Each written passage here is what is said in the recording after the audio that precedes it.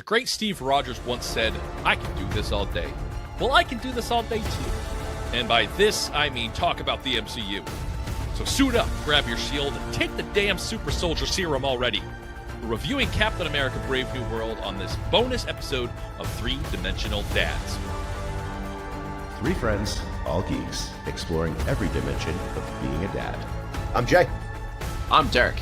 And I'm Ian. And I can also do this all day. Oh yeah? Yes. Can you? I can. Yeah, we're back. We're back with the MCU. We're back to kind of I think a regular schedule. We're always back. Count them, three movies this year, which is great. Love to see that. I don't know. I'm like you guys. I think we talked a little bit about the pre-show. I'm a little torn about this this film. However, I do believe that it had a bunch of redeeming qualities. So, yeah, I mean, opening takes, y'all. I liked it. This is really weird. I liked it. I liked it too. I'm usually the one that's like super critical about everything, like about the Marvel. I'm like, this is one I actually kind of liked. I had issues with it. Like, I had some like little nitpicky things, like to me, but I liked it honestly because we'll get into it. I'm right there with you. I had really negative. I walked out of this being super, super negative. I don't think it moved the MCU forward. I thought it had, being recut and re-edited to death. I thought I noticed throughout the whole thing. Wait a second. Hold on. Yeah, Derek, Ian, did you switch bodies? I know. That's what I feel like. This movie was terrible. And I'm like, I'm confused. I don't know. Okay. So we'll get into it. Let's get right into it. Okay. Yeah. My biggest thing, okay. We're finally back to the MCU proper. Deadpool and Wolverine, not MCU proper. Right. It's not Fair. MCU proper. Yeah, right, it was like MCU adjunct kind of thing. They're coming over. But we got Adjacent. things coming back. Yes. We got things coming back. We got this movie. We got Daredevil. We got Thunderbolts is coming out. We have Fantastic Four. Oh, I cannot wait for Fantastic Four. I've watched that trailer probably once a day since it came out. I really do love it. I think it's great. Footnote, I looked up worst Marvel movies before this because I was looking for the Eternals, and almost all the other Fantastic Four movies are in there. Yeah. They weren't great. They weren't kind of true to the spirit of Fantastic Four, but I think this, I know, we always have this thing about trailers and making sure we don't get too much stock in the trailer. I mean, think about, the Star Wars, sequels. Like the trailers were amazing and bangers, and then Ian's seething. You can't wait to talk about Rise the of Skywalker. No, but I think it's great. I think it's great to be back to the MCU, and I think it's great to be back to a schedule. I think that was what made the MCU kind of like the model franchise system, right? Like we got like 2 or 3 films a year. They continued the story. I think my second thing is that the callbacks to the Incredible Hulk with Samuel Stearns, the leader, right, who had the Hulk blood drip on him, and Betty Ross, Liv Tyler. I mean, come on. Like, I think it's great to have these tiebacks. I cannot wait to see when they put Liv Tyler and Mark Ruffalo in a scene. And she just kind of looks like, did you do something different with your hair or something like that? Because that's the MCU thing. When Rhodey changed, they called it out. This movie, they had the mustache thing. Yeah. Right. So, yeah, I mean, or Secret Wars, we get Edward Norton as the Hulk and Mark Ruffalo as the Hulk. Yeah, and Eric Bana as the Hulk. Oh my God! You might want to explain what you mean by that, right? Because I mean, there were multiple Incredible Hulk movies prior to the Avengers, right? Correct. Just like those Fantastic the audience Four that don't know. Yeah. And this movie was referring back to Edward Norton when he played Incredible Hulk. Right. Thanks, Dad. And it someone's got to put the brakes on. Okay. I thought this felt like almost a full sequel to Incredible Hulk. I mean, it had a lot of ties back to that story. Yeah. So if you haven't seen it, go brush up on it before you see this movie. Yeah, and kind of what I liked about this was that to me, this was a continuation of the Disney Plus series, Yes. you know, Falcon Right. Winter Soldier, even more so than it was a Captain America movie, Mhm. which I thought was pretty interesting, right? It basically picked up right from the series, including with a very special cameo in it, right? So, and I don't know if I should know it, but I mean, anyway, Bucky makes an appearance Yes. in it. But what I really enjoyed about this was the same thing that I really enjoyed about Falcon Winter Soldier, and that was the struggle of Sam Wilson. Yeah. Him being a regular person deciding not to take the super soldier serum, right? And how he's dealing, you know, having the burden of being Captain America, but also being a person of color, frankly, right? Mhm. And during this time when you had, you know, Falcon Winter Soldier, there was a lot going on in our country, right? Where you questioned like identity and things of that nature. And I really loved how this movie picked that up. And I thought that was the best. To me, that was the heart of the movie. Well, And I really enjoyed that. Think about the whole Elijah Bradley, right? Being like a Right. Captain America who fought in the Korean Yes. War and then was put away for 30 years and experimented on. I mean, like, you know, we don't get too political on this show, but there's a lot of stuff about race and politics throughout that series and Yep. kind of this movie. I think you can Right. make a lot of parallels to presidential power and kind of international conflicts. Indeed. And that, you know, that was like a kind of a sub thing that I really liked, is that for some reason it just worked out that like it kind of mirrored a lot of things going on. I mean, look, America wants some of Ukraine's rare earth minerals, adamantium, kind of a rare earth mineral. I don't know. So Yeah, it's right. weird how things just kind of work out. I don't know, Yeah. but you're right. There was definitely a cool political, social undercurrent for this, and Yeah. Heavy is the arm that carries the shield. Yep. Exactly. So my favorite part of this is Anthony Mackie as an actor. I mean, I had problems with Sam Wilson's story, and I wish that this would take the next step from Falcon Winter Soldier. Because I feel like Sam didn't, you know, he's still doubting himself. I Yeah. thought we solved that back in Falcon Winter Soldier, where he had that big speech where he goes, well, I am Captain America now, and I'm confident. And then we have this movie, and he's not anymore, and he's back to the same struggle he had. And I thought that was the resolution of that series. So I had some problems story-wise, but I thought Anthony Mackie is always a highlight. Yeah. He's an amazing actor. I do wish they gave him some more, you know, he always delivers with the humor.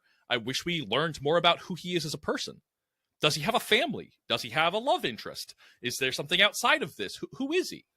We know him in relation to Steve Rogers, but we don't really know him as his own character. He was a sidekick for a long time. I want him to be the main show. I mean, his And I main thought that Harrison... his main relationship is with Ant-Man. Right, You know? I know. And I Tic wanna Tac, know you know, like, I mean, yeah, who is Sam Wilson? Yeah. Let's find out more about him, because we learned so much about Steve Rogers. Mm. And I thought this was very much a Harrison Ford movie also.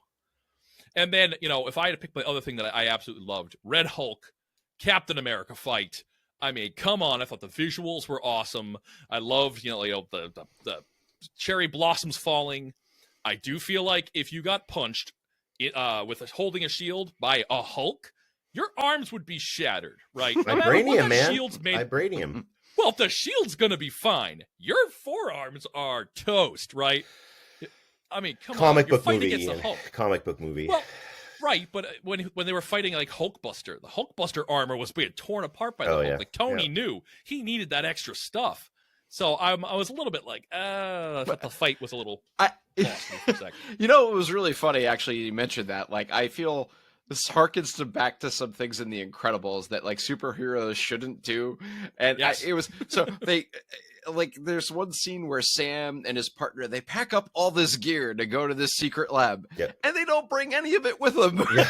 It's just like, Did they leave it in the what truck? are you doing? Like, wait, you're Captain America. Like, you only brought the shield. What about the suit and the wings and the whole thing? Like, Yeah. you're a superhero now. Time out. Yeah. That's some of that editing stuff too. They go into the lab and it's like a 10-minute scene. It's daytime when they go in and nighttime when they come out. I'm just like, what? That was a long 10 minutes in there. It's kind of like going to see a movie. You know, you go in, it's daytime, Yeah. you come out, it's nighttime. It's, you know. All right, Derek, what do you think? Are there anything else you think that could have been better? Oh, that could have been better. Yeah. It's interesting to me because I just mentioned before that I really like the heart of this movie, but I feel like for a Marvel movie, this lacked some of the polish to me that other Marvel movies did. Even right from the get-go, I had problem with there were no opening credits. Usually a lot of these Marvel movies have like some kind of like opening credit thing scene, and it was just oh, we're right in the story. I'm like, okay, what's going on? Like, I was totally confused. I didn't. I was like, sure, okay, like we're in it. And the stinger at the end was like really, to me, disappointing. Yeah. I think in general, though, I had a problem more so. This is like the opposite of Deadpool Wolverine for me. That had all the polish, had the fancy fight scenes, had all the special effects. To me, this was lacking that. I wasn't really impressed with the fighting choreography. I think he did the same move where he cut something in half with his wings like 3 times in the movie, right? Yeah, I thought the same thing. Yeah. And I was kind of like, to me, that was surprising because it was almost like, did they make this on the budget of a TV series compared to some of the other Marvel movies? It was kind of like a movies? half brother of the fight scenes in Winter Soldier. Like it had that feel, but the fight scenes weren't up to that kind of level. Yeah, I even felt like some of the combat was kind of slow, and I was just like, oh, okay. I did appreciate, the scene at the end with the cherry blossoms and whatnot, but just in general, though, I just felt it was kind of not all like the choreography. It just lacked that certain Marvel polish that I think that we're all used to, like with some of the bigger movies. And to me, that was my issue with it, right? Other than the heart of, I think, Sam Wilson, a lot of the story really just was like, okay, it was like, all right, sure. Like I didn't get how it tied to like the whole universe in a lot of ways. Okay, we have adamantium, but it's more a global crisis that we're solving rather than and the bad guy was weird. It was like, who was the bad guy? Like the leader ended up being the bad guy, but the Serpent Society, they didn't do anything with that either. I should have put that in my. I just thought of that. Like they really didn't do too much with the Serpent Society. They didn't, or the leader. I mean, I thought the leader was going to be 2 or 3 steps ahead at every time. Right. And he didn't seem to really be. I don't know what his point was. Like he certainly said it. Yeah. Exactly. They said it over. I know they did explain this a lot. They at the end of some scenes they would recap. So here's what just happened. This was the leader's plan, and here's why he did it. I was like, this is for the kids, but yeah. Which I thought Falcon Winter Soldier show felt much more mature in its storytelling with that, where this kind of felt like for bigger audiences. Yeah. So another one of the things that I had an issue with is I need to stop watching so many trailers because I thought like 95% of this movie was in the trailer. And when you see a trailer, you never know. Are we getting Act 1? Or are we getting scenes from Act 3? Right. The trailers had Red Hulk in it. And then they teased Red Hulk throughout this whole thing. Was, what gamma pills he's taking? What? His hand gets red. He starts to get angry. Yeah, we already know. It's you know what's funny? TV shows, like limited series, have been doing that excellently. Like the Acolyte, you only saw something from the first 2 episodes, maybe something in the 3 out of all 7 or 8. Exactly. Falcon Winter Soldier was the same thing. The Walking Dead, they used to do that for each season. For Daredevil, I think we've only been getting the first couple of episodes. I hope. But yeah, like the movie trailers, it is. I think you said before something about the shark in Jaws. Yeah, like this is like if they put the shark on the poster. Right. Like the whole thing about Jaws is that you didn't see the shark until like the last half hour. And they tease and like the tension's not there if you've already seen it. Yeah. Right. So my other big thing, I thought the Celestial storyline, the Tiamat storyline was wasted. Where like I saw in the trailer, again, they're dealing with this. They're flying around the Celestial. This is what it's about, adamantium. I was hoping we get to see where does the adamantium come from. They mentioned research centers in there. I want to see this stuff. Who got in there first? Where are their battles? And on the Guardians of the Galaxy, their home base is called Nowhere, and it's the head of a Celestial. Yep. And they're like mining the brains, and like it's crazy. I thought we were going to get something like that, and we got none of it. We stayed far from the Celestial. Mm-hmm. Like, they fought over adamantium a little bit, but I thought all of that's what I thought I was coming to see. Mm-hmm. And we wound up not getting any of that, which then I thought made the post-credit scene hurt. To not have a better stinger that's where I thought now we'll have a clearer picture of where the MCU is going. I don't think we'd ever go to war with Japan either. That is like, I mean, come on. Well, I mean, they probably weren't going to do like China or Russia. Yeah. But it's a weird combination of countries. It was Japan, India, France, and America. Right. And it's in the ocean. Where's Namor? Right. I mean, where are the Wakandans who are there like the vibranium? Right. Well, they did make a little thing about that when Ross was talking about adamantium at the White House. he mentioned like this metal isn't going to be hidden behind some reclusive country or something like that. So he's like throwing shade at the Wakandans. Yes, but you're right. Like this is a huge deal. Like Adam and we joke about that since the Eternals, no one's been mentioning the giant thing in the ocean.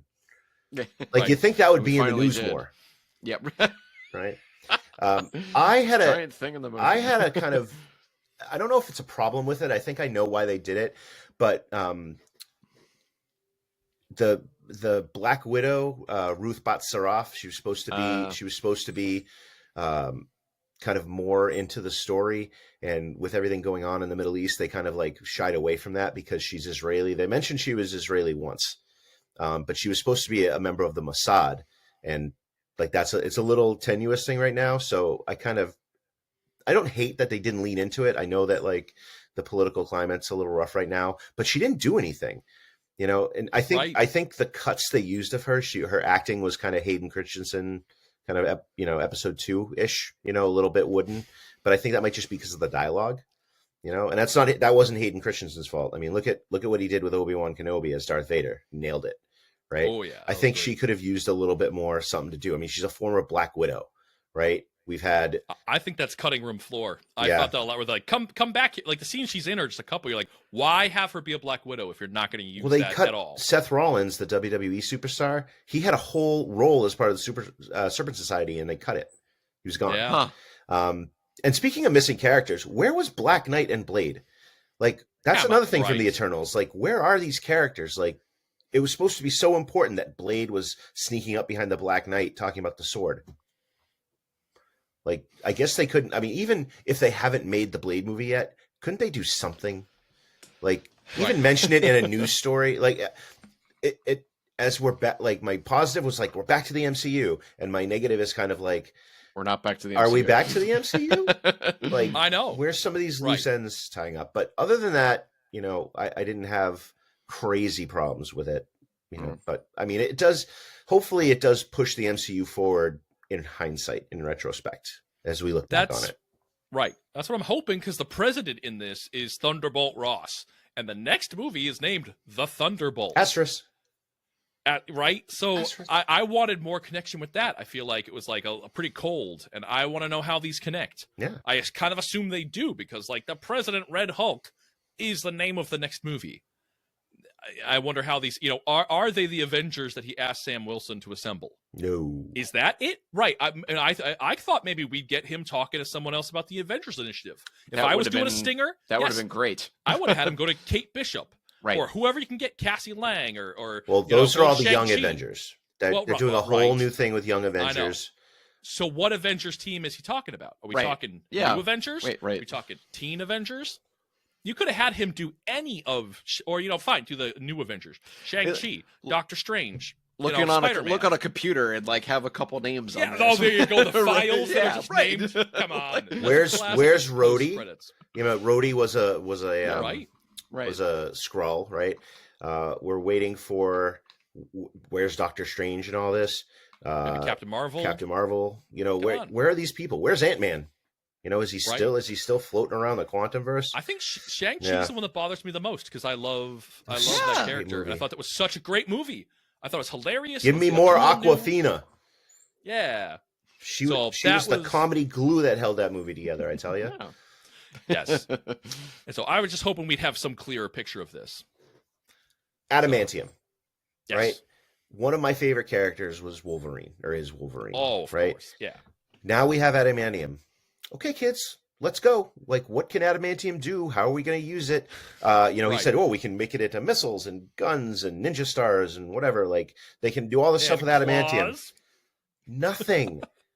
It was a sample of metal in a tube. Like, bring me more of that in the next movies. I don't know if Thunderbolts is going to have anything in it. You might get it in Fantastic Four if they spend any time in this, whatever Earth version this is.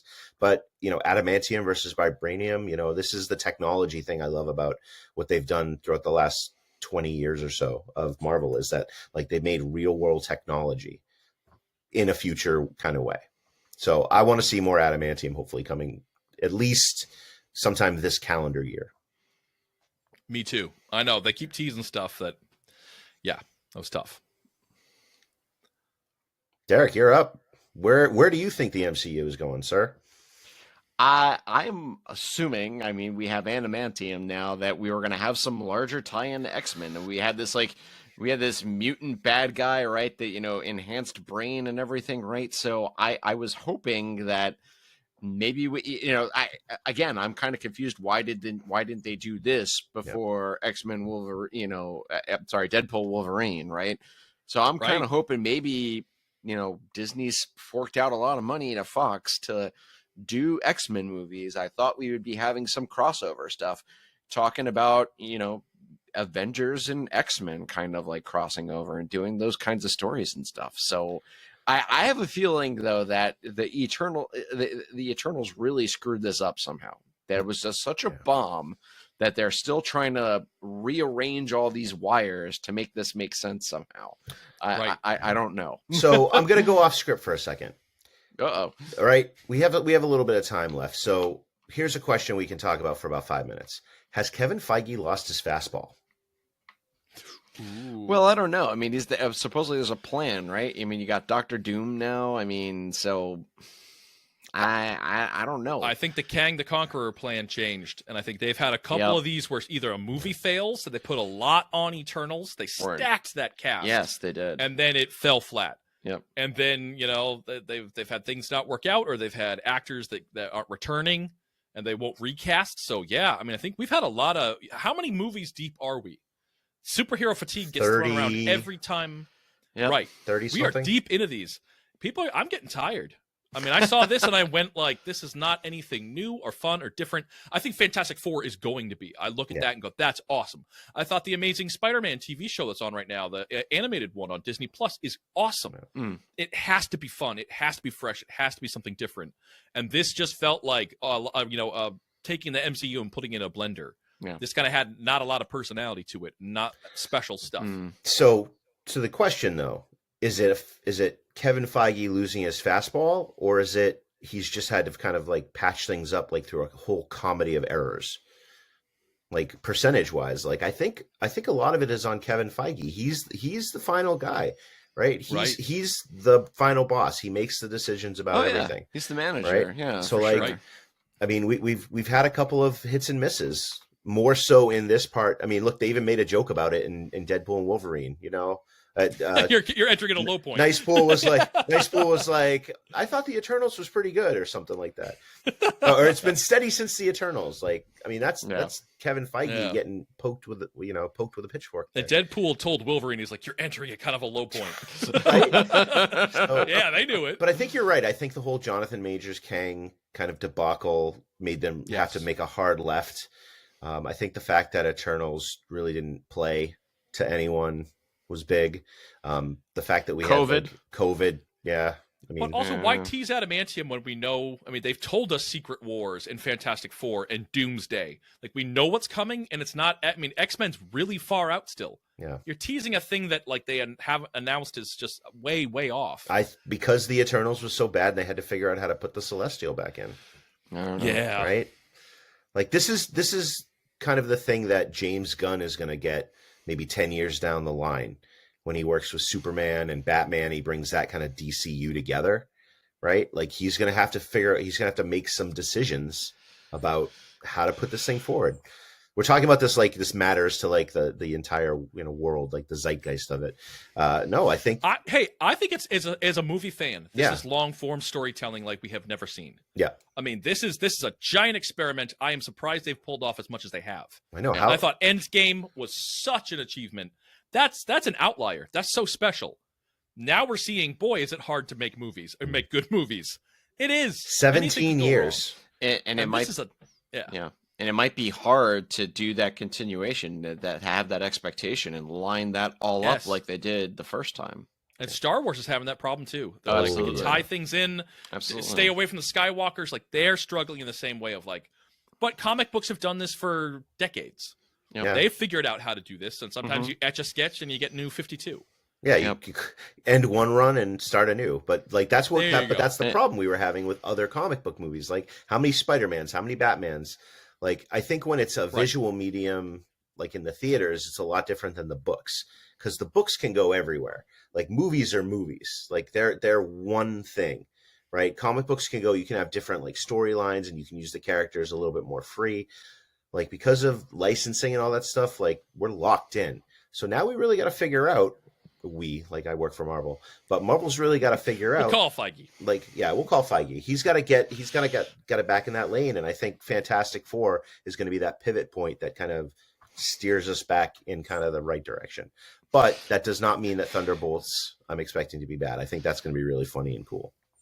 Yeah. I hope so. Yeah, I have some high, I don't want to say high hopes, but I hope I'm pleasantly surprised. Because that looks like a fun cast, and I made an educated wish. Yeah, right. And right, that's totally. close. I mean, that's a couple months out, and we have Daredevil Born Again coming out next week. Yep. So I think that's going to be the dark, gritty adult. It's almost here. I think Daredevil's what I'm really looking forward to now too. That'd be awesome. Yeah, that they're bringing the whole cast back too from the Netflix series. So. Oh yeah. Well, I think that's a good place to leave it. I think we talked a lot tonight. We gave an open invitation for Kevin Feige to give us a call, and we'll let him know what's going on and our thoughts and stuff like that. But for I think until the next time, it's Three-Dimensional Dads out.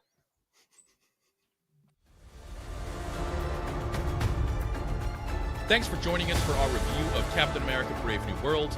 We're all huge MCU fans, so we're going to see whatever Disney puts out anyway, but what do you think? All right, so drop us a line on Instagram, TikTok at 3Dimensional Dads, or email us at 3dimensionaldads@gmail.com. Join us next time for some Dads on Screen. In this episode, we're talking Pixar. How does this master of animation portray us dads on screen? Which Pixar movie has the best dad in it? The answer might surprise you. Find out next time on 3Dimensional Dads. As always, find us on YouTube, Apple, Spotify at 3Dimensional Dads. Exploring fatherhood in the next dimension.